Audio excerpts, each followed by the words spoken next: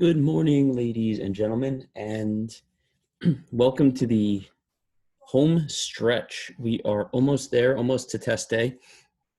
And so for the first video this week, I'm going to go over or at least discuss some of the mock exam 1 parts.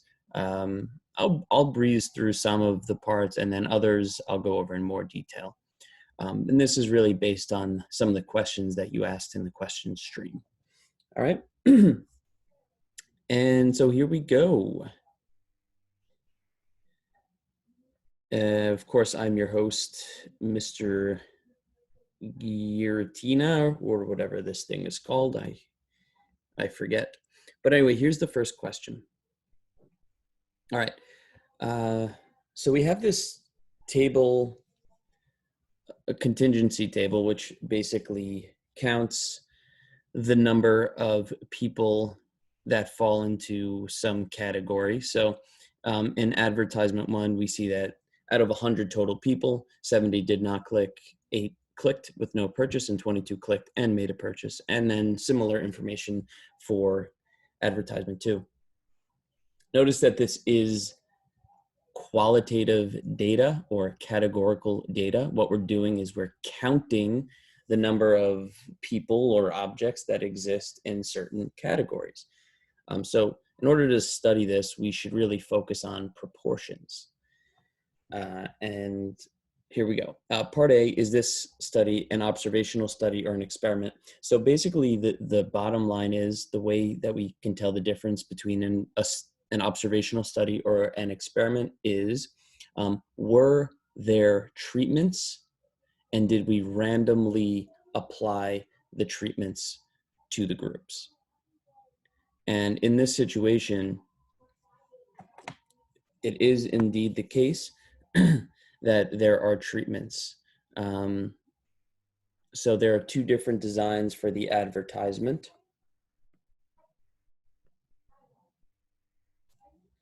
And the company is trying to determine which one is more effective.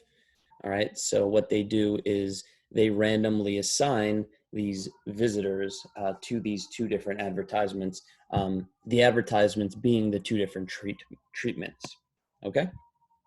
So this is an experiment because of the fact that there are treatments being applied to the experimental units. Part B, provide 1 piece of evidence for why advertisement 1 is more effective. So you may be tempted to just comment on the counts that you see here. But I think it's more effective to make an argument using proportion. In general, proportion is gives us a better sense of what's going on because of the fact that maybe sometimes the sample sizes could be vastly different. And if the sample sizes are vastly different, then counts don't really mean too much, especially comparatively.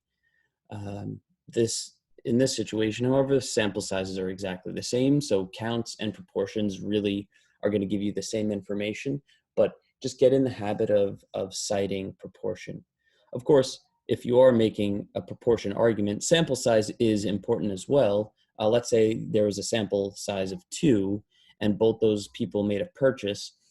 You don't want to leave thinking that every single person that sees a certain advertisement is going to click and make a purchase just because 2 out of 2 or 100% in a sample of 2 happen to make a purchase. So, you know, we do all of the information is important, but generally for our arguments, we're going to try to focus on proportion. But yes, citing sample size is also important along with the proportion.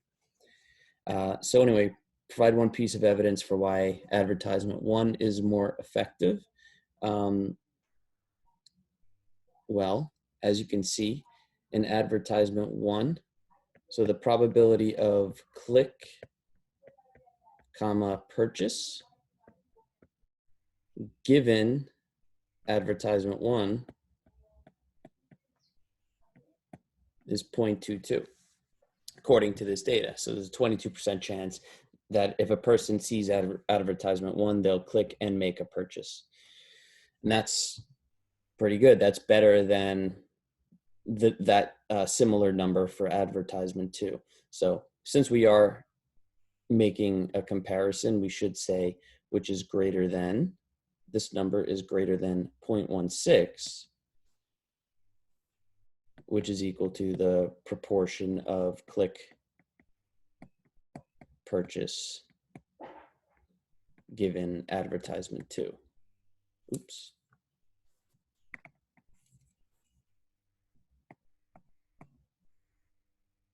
Okay. And you can make a similar argument for the piece of evidence for why advertisement 2 is more effective. I would, in that situation, maybe cite this middle category where advertisement 2 seems to have a higher proportion of clicking. So at least it sort of draws the person's attention to whatever is being sold. All right, that's one argument to make for advertisement 2. And it would be similarly structured to this statement here. Okay. Part C asks about independence. This is a hugely important concept. So just a little aside, independence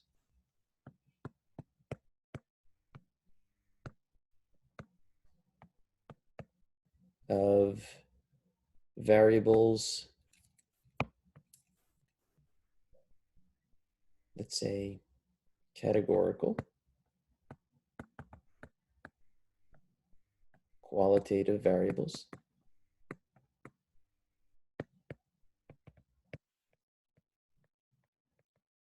using proportions or probabilities.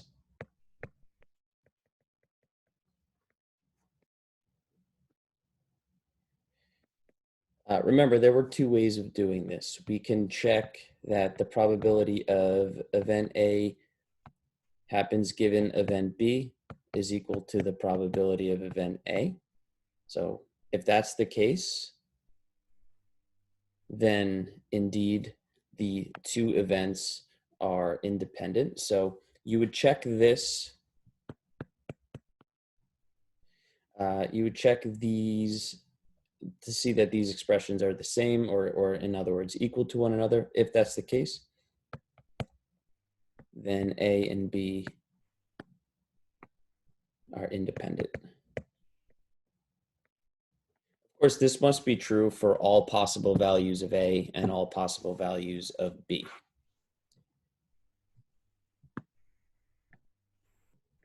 Another way of checking is that if the joint probability of A and B is equal to the probability of A times the probability of B. In other words, if the joint probability is equal to the product of the marginal probabilities, then A and B are independent. Again, this would have to be true for all possible combinations of the values of variables A and B. Now, to check dependence, well, we would kind of scrutinize the data and try to relate it based on these two relationships. And of course, if any of these two, either of these two relationships do not hold for any of the combinations, then we cannot say that A and B are independent. So, for example, I might ask the question, are the events advertisement 1 and made purchase independent? So I might ask the question, is the probability made purchase given advertisement 1, is that equal to probability made purchase?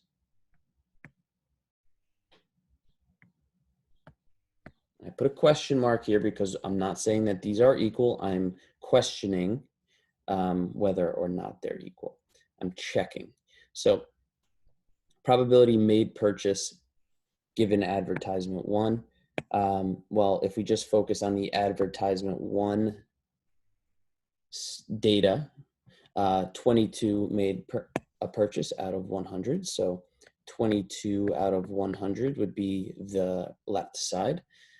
If we are looking at the entire group of 200 people as a whole, what proportion of them made a purchase? That would be 38 out of 200. So that's the right side. And 38 out of 200 is definitely not equal to 22 out of 100. And therefore, these events are not independent.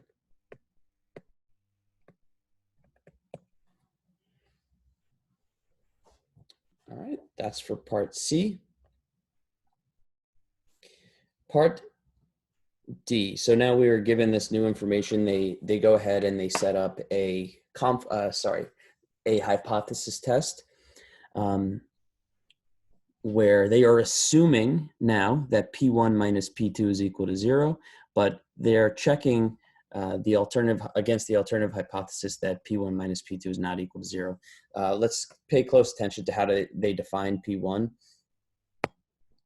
So P1 represents the proportion of customers who were given advertisement 1 that would click and make a purchase.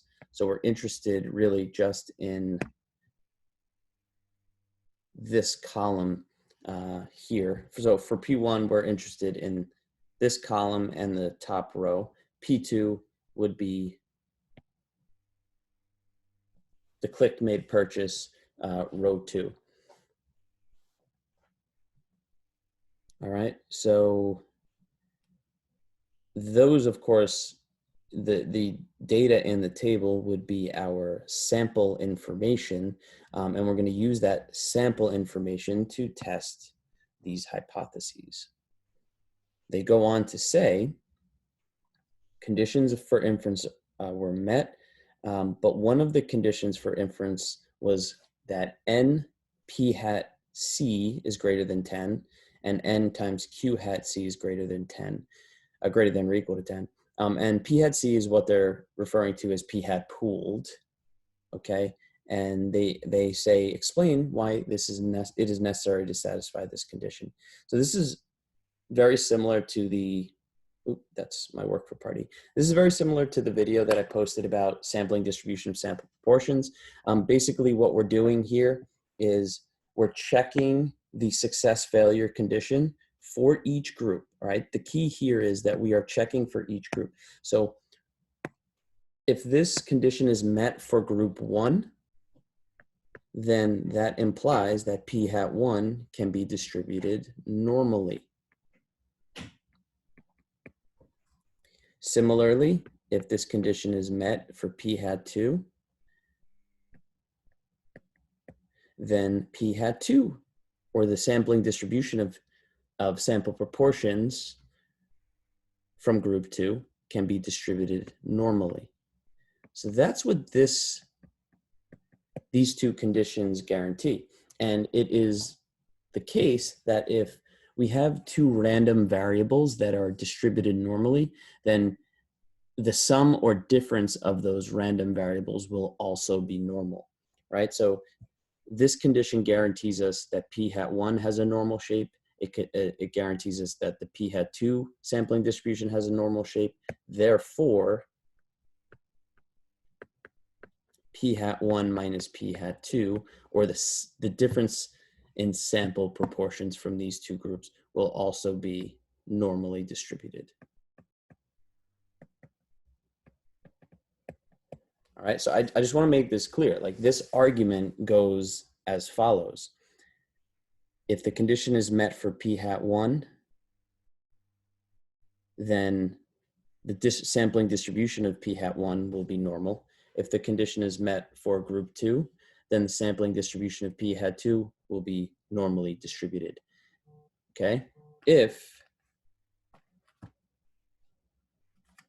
these two sampling distributions are distributed normally, then I can combine them by either adding them or subtracting them, and that will also be a normal distribution. In this case, of course, I'm interested in subtracting the two in the order of p hat 1 minus p hat 2. That's because that's what our hypotheses are looking into. We're interested in the parameter p1 minus p2. Okay, in order to analyze that, I need to know how is the sampling distribution of p hat 1 minus p hat 2 distributed.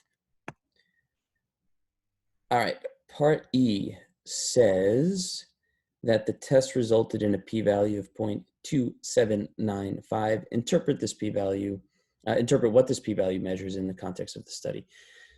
Okay, the interpretation of p-value is crucial. You need to understand what p-value is telling us. It's not telling us the probability of the alternative hypothesis being true. That is absolutely not what it's doing. What it is doing is it's saying, based on the null hypothesized assumption, what is the probability of observing our sample statistic, or more extreme, in either direction in this case, because of the fact that our alternative hypothesis is not equal to. Therefore, this implies that we are actually running a two-tailed test. All right, so I'll go into that in a little bit more detail. So our observed stat, in other words, our p hat 1 minus p hat 2, in this case is 0.06. All right, if the null hypothesis is true, which is when we run a hypothesis test, we carry out throughout the entire process the assumption that the null hypothesis is true, right? And if that's the case, and if all conditions are met, then it is true that the sampling distribution of p hat 1 minus p hat 2 will be centered at 0, and we'll have some standard error, and that standard error is calculated this way, where we get p hat pooled times q hat pooled over n1 plus p hat pooled times q hat pooled over n2. We take that sum and we take the square root of that sum. This will give me the standard error of the sampling distribution, p hat 1 minus p hat 2. All right, but for our cases, let's just say that, let's just focus on the center. If the null hypothesis is true, then this is what our sampling distribution of p hat 1s minus p hat 2s would look like. And what we observed is a difference of 0.06. The probability that we would ask ourselves, since we're doing a two-tailed test, is what's the probability of getting a p hat 1 minus p hat 2 of greater than 0.06, or the probability of getting a p hat 1 minus a p hat 2 of less than negative 0.06.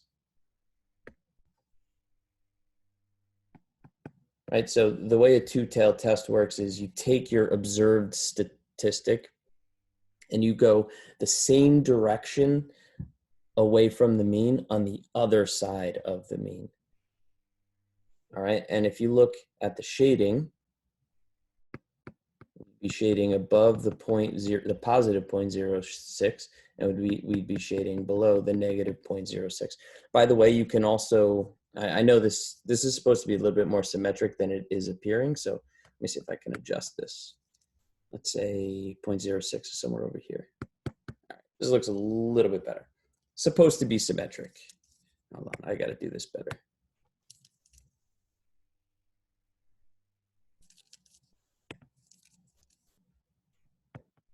All right, I think this is a little bit better. You can also do this using the test statistic as well.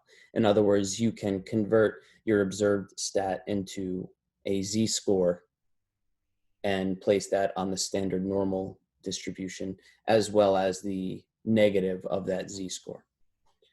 So anyway, this is literally your p-value. Okay, and this number, each of these numbers is going to be based on the null hypothesis being true. And so the way we're going to interpret the p-value is if the true difference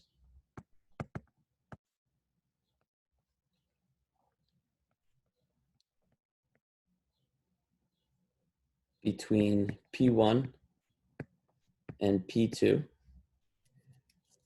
I'm going to use context actually. If the true difference between purchases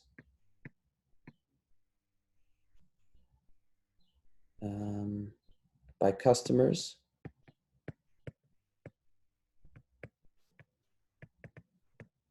given add 1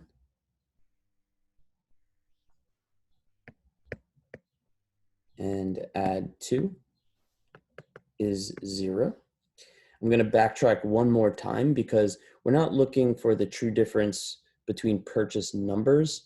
We're looking for the true difference between purchase proportions. So I'm going to just adjust my words and say purchase proportions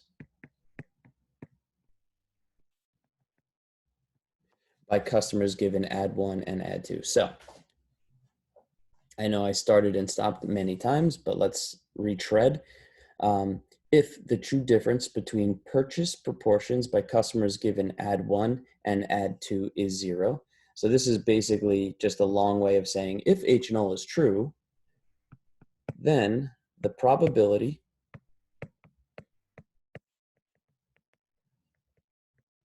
of observing a sample difference of 0.06 or more extreme in either direction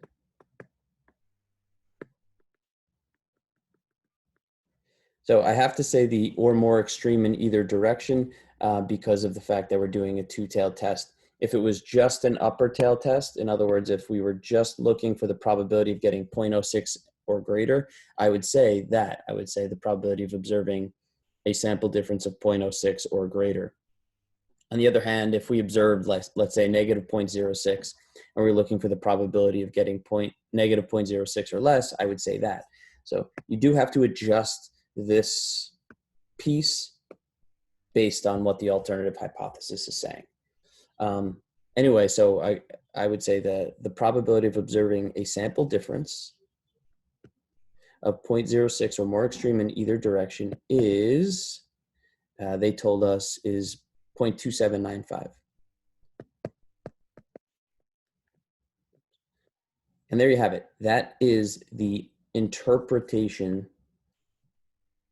of our p-value. In simple terms, it's really just saying that we have about a 28% chance of observing this sample difference if, in fact, the true parameters have no difference, right?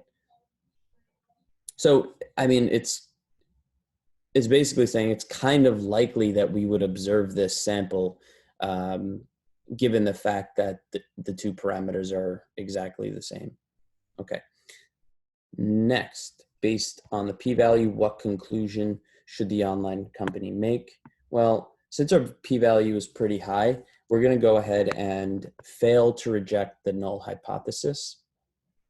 All right, and in context, so what I would do is I'd make that statement. I'd say, since the p-value is greater than any reasonable alpha, since they didn't give us an alpha, we should say, since the p-value is greater than any reasonable alpha, we would fail to reject the null hypothesis, and therefore we do not have evidence that the difference in purchase proportion between add 1 and add 2 is not equal to 0. We do not have evidence of the alternative hypothesis. And always make that alternative hypothesis statement in the context of the problem. All right, so that is problem number 1. I'm going to pause the video for a moment while I get my bearings on problem number 2. So I'll be back. All right, welcome back. So this is question 2, and we'll go through this a little bit quicker than we did question 1. Part A, we're just calculating a probability of pulling one, I guess, tree out of the population of trees. And given that we pull that one tree out, what's the probability that its diameter is less than 5.5 inches? And we were told that the distribution of tree diameters is distributed normally with a mean of 8 inches and a standard deviation of 2.5 inches. And so the work that you're going to show is, of course, define your parameter, define its distribution, and then use P notation to state the probability that you're calculating, and then simply calculate the probability. This would be a normal CVF problem. Off the top of my head, I don't know the number, but I'm sure you can just look up the solutions that I sent you, but I'm just giving you a sense for what kind of work you should show. Describing the distribution, there are a lot of questions here. I think one description of the distribution as far as shape goes, you definitely should comment that this is bimodal. Okay, that's for sure. As far as skewness or symmetry, I'm leaning a little bit more towards skewed right, but I can see an argument for fairly symmetric. I mean, it is kind of clear that the left peak, let's say, is higher than the right peak, but I'd be okay with arguing in terms of shape, very, very nearly or somewhat symmetric, let's say, somewhat symmetric. Or you could also say lightly skewed right. I think either one of those are fine. That being said, as far as the center, you can either argue, I think it'd probably be nice to argue median, at least easiest to argue median, since you're given all of the exact values, and you can pretty quickly seek out the median based on this information. Similarly, you can pretty quickly seek out Q1 and Q3 to get the IQR. All right, so those quantities are pretty easily obtainable with a little bit of time. I would definitely also comment on the fact that there is this big gap in the middle as far as unusual features go. So that's kind of important there too. Of course, always answer within context. Now, part C, this is where a lot of questions came about. All the conditions are met. By the way, if you didn't realize, this is now quantitative data, right? So here we're studying means when we build this confidence interval. Okay, that will be our parameter of interest, will be the population mean. Then this question, though, part C, goes ahead and asks to calculate the point estimate and the margin of error based on just given the confidence interval. So this is a kind of interesting question. So it goes back to understanding that the confidence interval is always centered at the point estimate, aka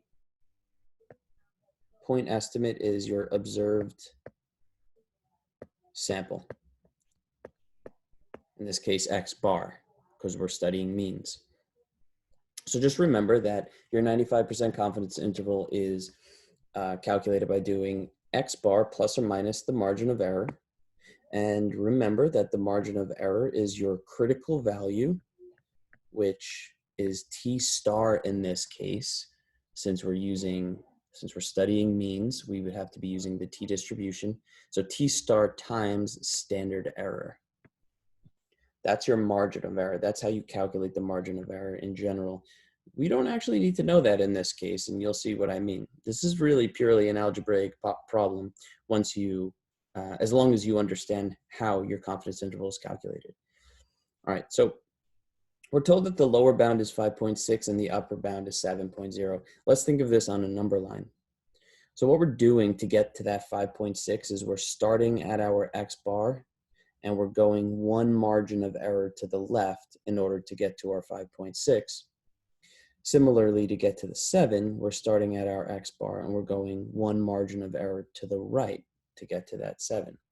Well, what does that mean?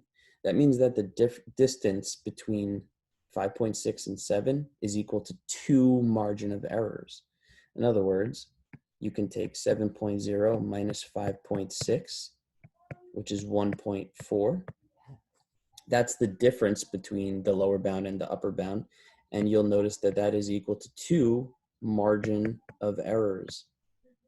Therefore, to get 1 margin of error, you would divide both sides by 2 to get 0.7. And in this case, the units are inches, right? Right, so 1 margin of error is equal to 0.7 inches. Now, how can we use this information to get x bar? Well, we know that x bar plus my margin of error will equal 7.0. Well, I just found out that my margin of error was 0.7. So I set up the equation that x bar plus 0.7 is equal to 7.0, and therefore x bar is equal to 6.3 inches. Now, a quick check to make sure that you've gotten this correct is to take 6.3, subtract 0.7, and ask yourself, is that equal to the lower bound? Is that equal to 5.6? And indeed it is. So that's just a quick check to make sure that you've gotten everything correct here. And so there you have it. That's your margin of error. And that is your point estimate, easily calculated. Based on the confidence interval, does the park ranger have convincing evidence that the mean diameter for all aspen trees in the park is different than 8 inches? Okay, so I saw people asking about this, and basically the way you would argue this is, since 8 does not exist within this confidence interval, this provides evidence that the mean diameter is now different than 8 inches. Okay, so since the confidence interval does not contain 8 inches, this provides evidence that the mean difference is now different than 8 inches, right? Because what is this confidence interval doing for us? Well, it's estimating the true mean diameter in this population, right? And since 8's not there, it's not really feasible to believe that the true mean difference is 8. By no means does this absolutely prove it. It just provides evidence. So that's very clear. That's very important in your language when you make your statement. Understand that this just provides evidence.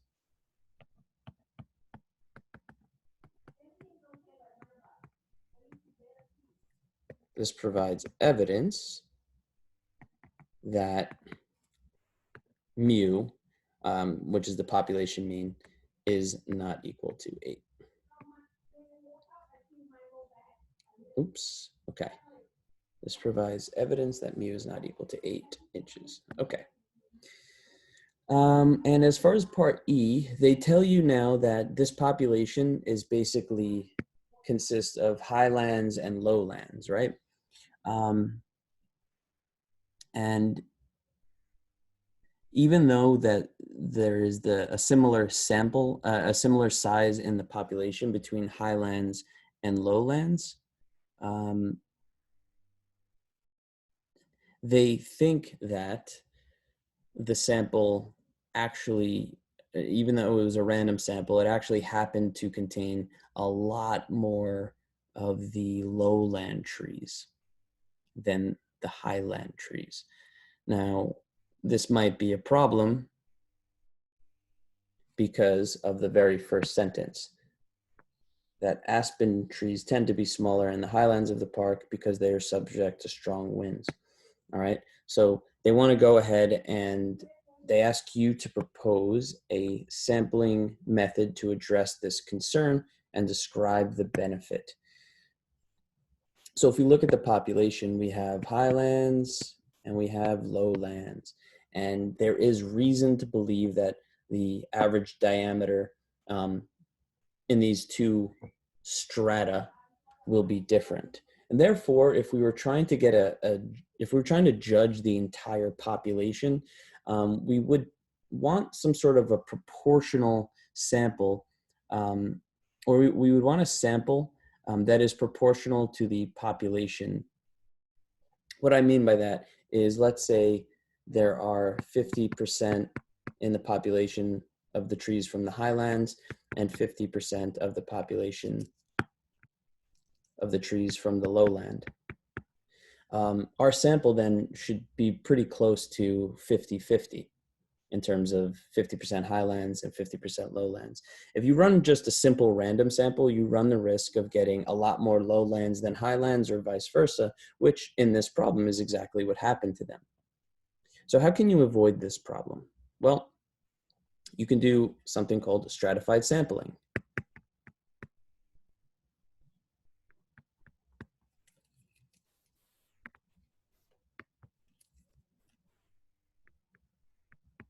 Stratified sampling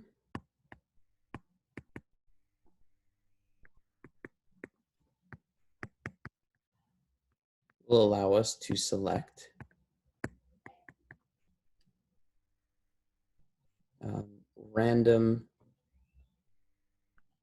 select a specific number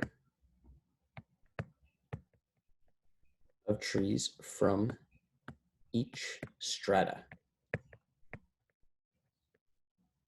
Okay, so this is going to be the new sampling method. Now, of course, you must state why this is an advantage. So give me 1 second. And so what I want to do is actually show you this written solution, which kind of answers the question in context, and it gives a very nice justification using statistical vocabulary. So just take a moment to read it.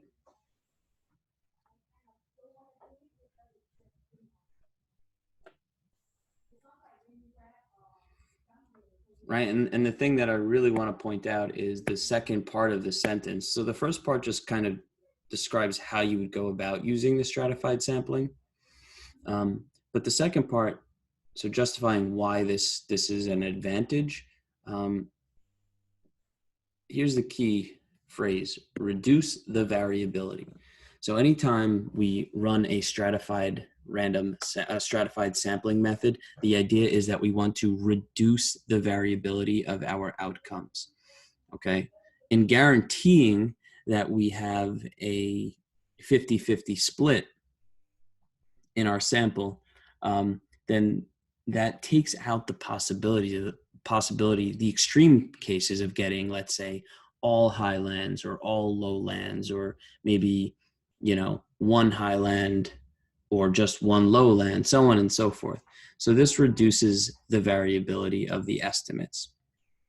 All right, so this is a nice response. Please take a look and just take note about how it answers the question, it uses context, and it also uses good statistical vocabulary. All right, ladies and gentlemen, this has gone on a lot longer than I expected. I will see you tomorrow. Take care. Bye.